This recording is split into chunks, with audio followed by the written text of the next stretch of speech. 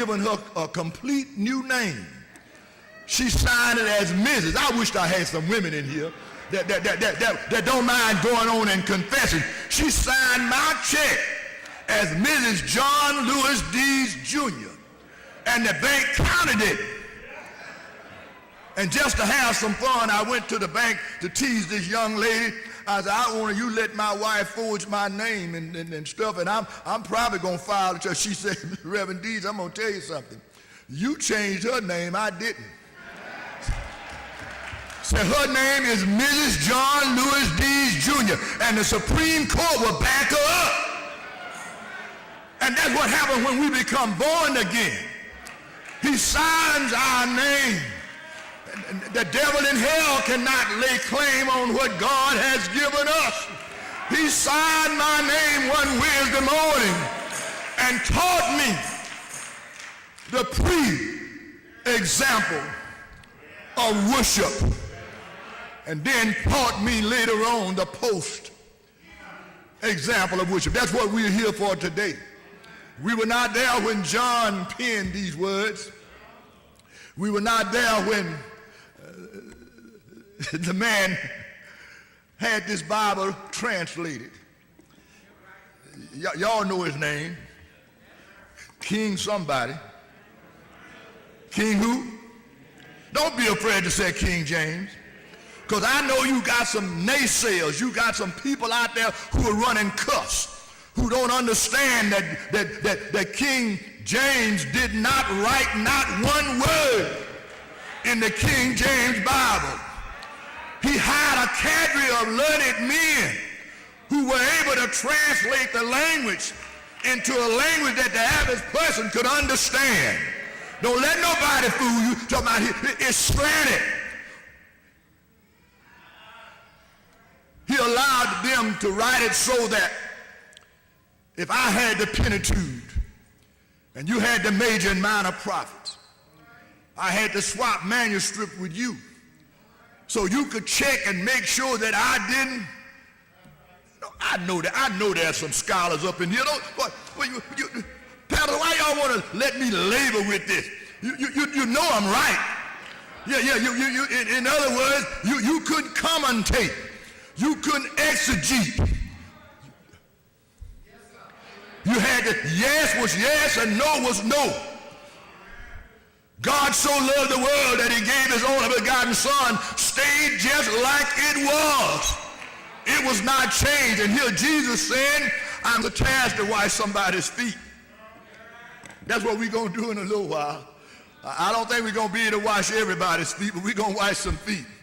We're going to wash, we ain't going to wash no foot. We may not wipe 3 or 4 pairs of feet, but we're going to wash feet. Am I right about that? And so it's an example. What is an example? An example is a sample put in action. Oh yeah, you can draw a picture of an automobile all you want to and say this is a Ford Mustang. If you can't crank it up, no, you can't drive it off. No, it's not an example. Oh yeah. It's a sample. Yeah, you just looking at it. Have you ever looked in the book trying to buy a suit, and that suit looked good on those pages? You mess around and buy that thing in absentia, and you get that thing, and it's got wide legs or narrow legs. Nothing like you thought it would be, and that's why it's kind of best to do it in person. It's best to be able to look at the example and even try it on. I dare anybody here that needs an example of worship and say, try Jesus. I tried him a long time ago. Yeah, and I have to get, the Lord allowed Pearlie Mae to come in the back there. Y'all don't mind me personalized Pearlie Mae. She just rolled in back there. Yeah, and I'm going to tell you something about Pearlie Mae. Pearlie Mae is a realist. I got to digress and do this. Lord, let me do this. I try to borrow money from Pearlie Mae. Pearlie Mae said, I don't give men folk money. No, I don't give men folk money. That's what's wrong with a lot of our men today. Our women go and graduate, and these knuckleheads graduate. They ride around all day long in our daughters and our nieces and cars. And then if they come in late from working overtime, you want to give them a black eye or something. But Pearlie Mae won't even give me money. One of our young members, about 28 years old, he didn't understand worship and service. He met her one day coming out of a convenience store, and he said, "Miss Dees, let me have $10. She said, "I don't give men folk money." He looked at me and she said, "That includes your pastor." I don't give him any money. And that's the truth. I give her money. Can I tell on some folk here at the convention?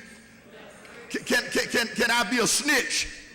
There are two ministers' wives in this convention that I want to snitch on. One of them wear the name of Hayes and the other one wear the name of Witherspoon. And I gave Sister Dees her money for registration with the ministers' wives and widows in a worship and service environment. I gave it to her, and so these lovely ladies approached me and asked me for her money. I said, "Well, I gave it to her." And they had the bodacious audacity to tell me, "That's money you gave her. We want her registration."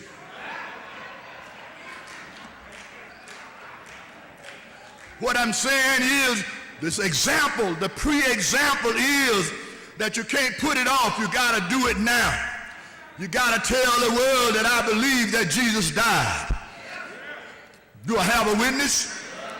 Before he ever died, here he is telling these boys at the end of the breaking bread and the drinking of wine, at the end of that worship service, he tells them hadn't even died yet. As often as you do this, you show forth my death, my burial, and resurrection, hadn't even died yet. But later on, when the mass crowd came and got him out there on Golgotha's hill, out there where the skulls hung high, somebody here know he died. The same one that had given the pre-example prior to his death, burial, and resurrection, he got out there on the cross, and in the worship experience, he died. But before he died, there was another young man out there. You know, we have some folk will tell you, "I don't go to church because I'm just as good as them folk up there at Shiloh and Beulah and Bethlehem." And you all never heard that before. I hear it all the time. "I'm just as good as those folk." But you know what I tell them? Is that good enough? Is it good enough that you're like your grandma and your grandpa? No, we're trying to be more and more like Jesus. Do I have a witness? And so here's Jesus out there on the cross that evening, taking humanity on his shoulders, and he died. Didn't nobody kill him, he died. And I love it, he died. Talked to heaven to his Father before he died, but he died. Stopped long enough in death to take a young man that said, "When you get back home, I know you're going somewhere, because you got the power. When you get back to where you're going, don't forget that I was hanging out here on the cross with